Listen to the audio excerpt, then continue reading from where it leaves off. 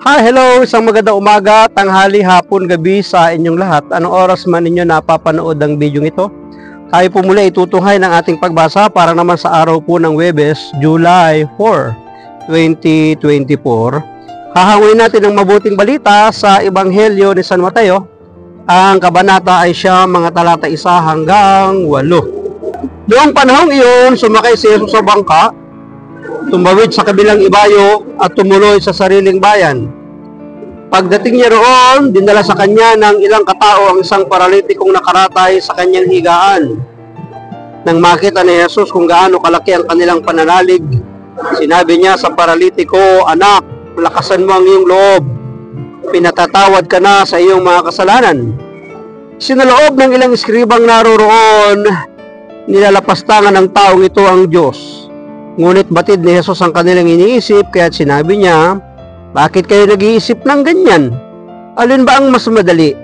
Ang sabihin, pinatatawad na ang mga kasalanan mo, o ang sabihin, tumindig ka at lumakad? Patutunayan ko sa inyo na dito sa lupa, ang anak ng tao ay may kapangyarihang magpatawad ng mga kasalanan." At sinabi niya sa paralitiko, "Tumindig ka, dalhin mo ang iyong higaan at umuwi ka." Tumindig nga ang lalaki at umuwi. Nang makita ito ng mga tao, sila ay natakot at nagpuri sa Diyos na nagbigay ng ganitong kapangyarihan sa mga tao. Pagpalain ng Diyos ang pagkabasa ng kanyang mabuting balita. Ang refleksyon o pagsasadiwa ay hahangin po natin sa Aklat ng Simbahay 2024. Anak, lakasan mo ang iyong loob. Pinatatawad ka na sa iyong mga kasalanan. Alam mo naman natin na sinasabi ng Biblia na ang lahat ng mga suliranin, pagsubok, problema, sakit at karamdaman na atin pong nararanasan ay bunga ng kasalanan. Kaya nga sa atin pong pagbasa, makikita rito na pinatutunayan ni Jesus na ang kanyang pagpapatawad sa kasalanan ng paralitiko ay magdudulot ng kagalingan himala sa kanyang buhay. Tayo na rin ang makapagpapatunay na dahil sa ating poor emotional condition, poor emotional condition, kahit wala naman talagang sakit ng ating katawan, nagiging matamlay ito para gumawa ng anumang bagay. Di ba? Minsan tamad yung katamaran. Yun na rin siguro yung katamlayan, katamaran. Kapag may sakit ang espiritu, ang katawan ay mahina.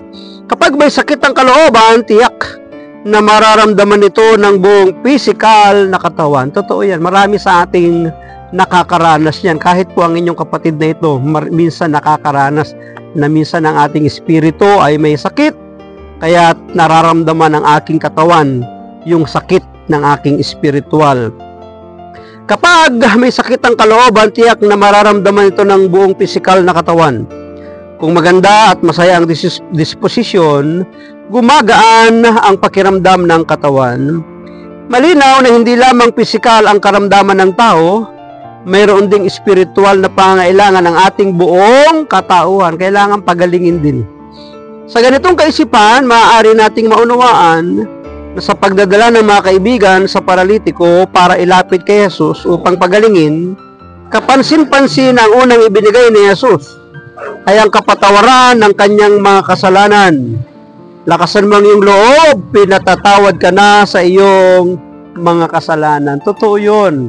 Ang unang-munang dapat na gumaling ay ang kanyang espiritu, kaya nangangailangan ng pagpapatawad ng kasalanan. Kaya lang, yung mga tao sa kapaligiran ay parang itinuturing nilang paglapastangan ito ng ating Panginoon sa Diyos.